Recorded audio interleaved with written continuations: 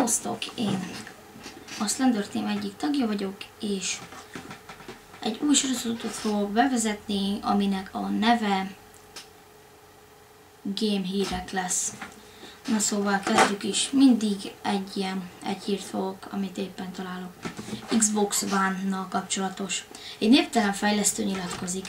Egy átlagos Xbox One fejlesztő szerint a Microsoft nem kommunikálta elég nyilvánvalóan, hogy miről is szólnak igazából az új funkciók. Rendben, egy átlagos anonim fejlesztő egy Ask Me IT keretében arról beszélt, hogy szerinte azóta már törölt Xbox One DRM-es dolgokat nem magyarázta meg eléggé a Microsoft. Személy szerint engem nagyon meglepett, hogy ilyen hamar visszaléptünk a DRM-mel kapcsolatban. Szerintem nyomatékosíthattunk volna jobban is, hogy milyen előnyökkel is jár majd ez, mondta a fejlesztő. Továbbá azt is hozzátettem, hogy a petíció is azt mutatja, hogy sokaknak hiányoznak a törölt funkciók. Az említett előnyökről azt mondta, az Xbox One-on lemez nélküli játékmegosztás a teljes játékokra is vonatkozott, és nem csak demókra, mint ahogy azt pletykálták.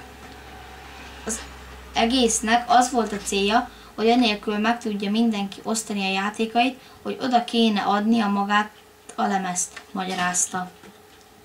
Szerinte az Xboxos rajongók alig hallhatóak. Illetve megemlítettem, hogy Kinect szenzor előállítása majdnem annyiba kerül, mint magája az Xbox One-é. Egy kérdésre válaszolva azt mondta, hogy a legnagyobb előnye a beépített Kinectnek az, hogyha a fejlesztők úgy döntenek, hogy a Kinectes funkciókat raknak a játékokba, akkor az minden Xbox One tulajdonos garantáltan használni tudja.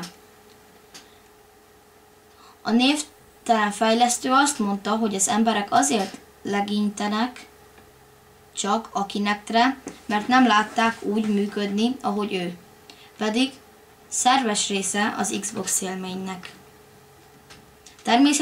Természetesen a titokzatos fejlesztő kilétéről nem tudunk semmit, de abban egyetérthetünk vele, hogy az Xbox One legnagyobb problémája nem a Kinect, se az exkluzív címek, de még nem is a DRM, vagy a kinézete volt, hanem az, hogy a Microsoft mindezt bemutatta az embereknek.